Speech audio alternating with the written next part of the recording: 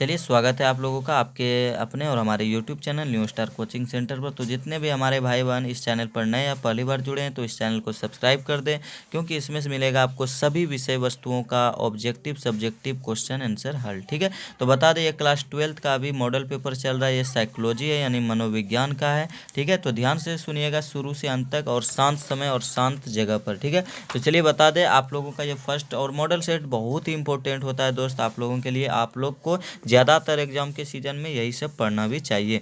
चलिए तो स्टार्ट करते हैं और आप लोग क्वेश्चन आंसर ध्यान से सुनिएगा, और जितने भी क्वेश्चन आंसर को आप लोग पहले से जानते हैं तो आंसर ज़रूर दें कमेंट बॉक्स में। ओके, तो फर्स्ट है व्यक्ति के जीवन में सफलता का कितना प्रतिशत संवेगात्मक बुद्धि से निर्धारित होता है? तो इसका राइट आंसर हो जाएगा लगभग 80%। निम्नलिखित में कौन आत्मनियंत्रण की प्रविधि नहीं है? तो इसका राइट आंसर हो जाएगा उपर्युक्त में से कोई नहीं होगा राइट आंसर इसका। ठीक है, पढ़ लीजिएगा। व्यक्तित्व के नैतिक पक्ष का प्रतिनिधित्व करता है कौन? तो इसका राइट आंसर हो जाएगा आप लोगों का प्राहन। संज्ञानात्मक असंवादिता की उत्पत्तिता कब होती है? तो इसका राइट आंसर हो जाएगा आप लोगों का 4 का बी, यानी कि जब व्यक्ति को कोई कष्ट होता है तब। ठीक है, चलिए अगला है मनोविदलता के रोगी में सबसे ज़्यादा कौन सी विभ्रांति पाई जाती है? तो इसका राइट आंसर हो जाएगा श्रवण विभ्रांति, सुनने की। जर्मन शब्द गेस्टाइल्ट का अर्थ क्या होता है हिंदी में? तो इसका राइट आंसर हो जाएगा समग्र। सामाजिक प्रभाव का कौन एक प्रक्रिया निम्नलिखित में से नहीं है? तो इसका राइट आंसर हो जाएगा आप लोगों का सामाजिक श्रमावनयन। अगला है मनोविज्ञान की वस्तुनिष्ठ निरीक्षण विधि का प्रवर्तक कौन है? तो इसका राइट आंसर हो जाएगा आप लोगों का ऊंट। अगला है व्यक्तित्व के शील गुण उपागम अग्रणी मनोवैज्ञानिक किसे कहा जाता है? तो इसका राइट आंसर हो जाएगा कैटेल को। चलिए आगे देखते हैं।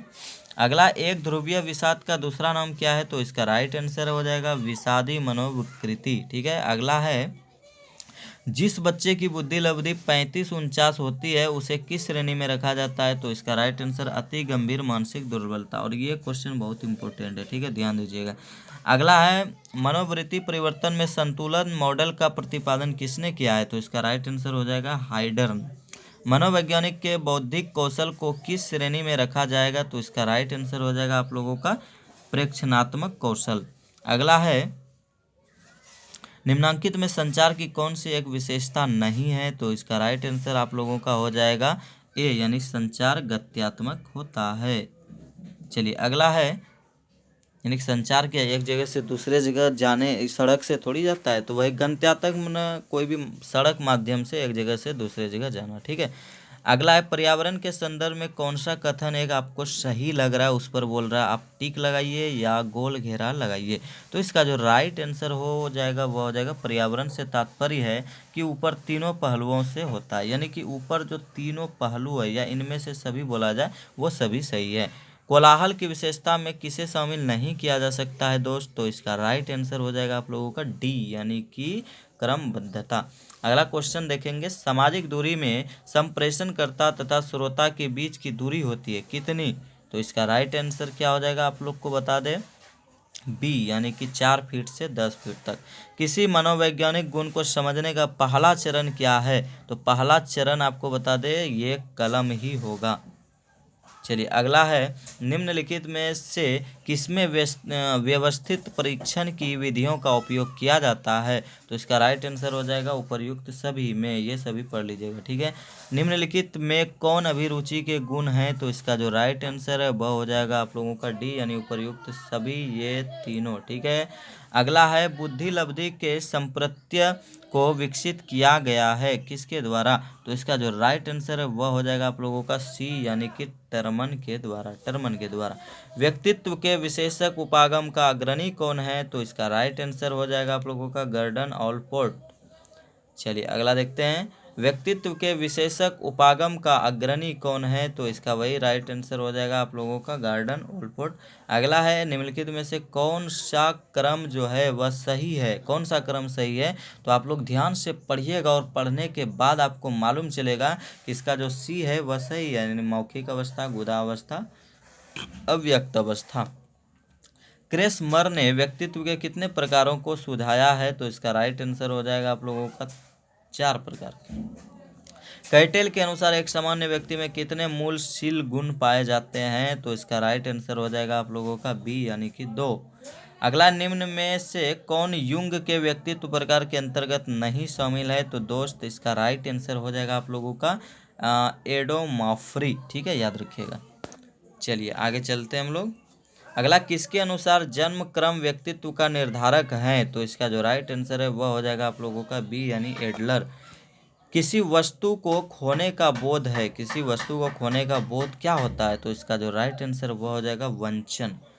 निम्नलिखित में से प्रतिबल का स्रोत कौन नहीं है? तो इसका राइट आंसर हो जाएगा आप लोगों का डी यानी सामाजिक सहभागिता।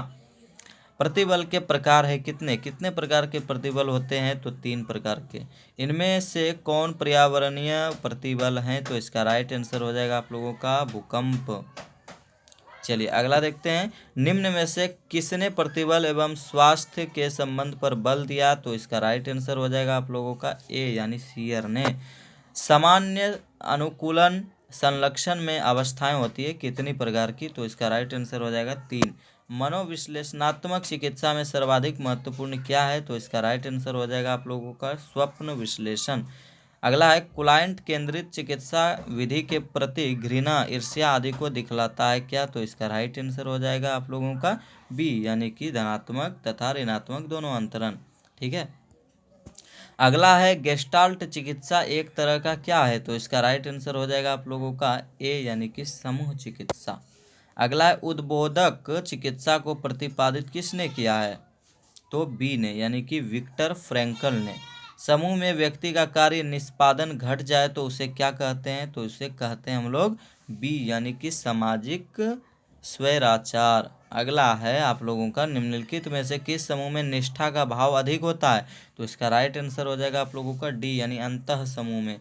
समूह संरचना से किसका संबंध नहीं है? तो इसका राइट आंसर हो जाएगा आप लोगों का डी यानी इनमें से कोई नहीं, किसी से संबंधित नहीं है समूह संरचना। अगला है, निम्नलिखित में कौन समूह संरचना का तत्व नहीं है? तो इसका जो राइट आंसर वह हो जाएगा आप लोगों का सी यानी समूह कोच।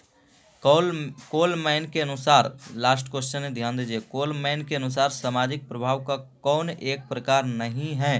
तो इसका राइट आंसर हो जाएगा आप लोगों का तदात्म्य। और बता दे, जब कौन नहीं है, नहीं वाला जब एक होगा तो उनमें से जो 3 होगा वो होगा, मतलब उसे आप लोग भी याद रखिएगा। ठीक है, हो सकता है क्वेश्चन को अपोजिट कर दे यानी उल्टा दे। ठीक है, तो चलिए दोस्त आपको बता दें ये 5वां सेट आपका ख़त्म हुआ और यानी कि साइकोलॉजी का पूरा सेट ख़त्म हुआ। और आप लोगों का अगला अब हिंदी होगा। तो हिंदी के लिए बता दें, आपके पास यदि जो भी साइंस कॉमर्स या आर्ट्स जितने भी छात्र या जितने भी आप लोगों का दोस्त हो उसे ज़रूर शेयर करें, क्योंकि हिंदी तो सभी में होता है। ठीक है, चलिए गुड बाय, अगले वीडियो में फिर मिलेंगे हम लोग। Good bye.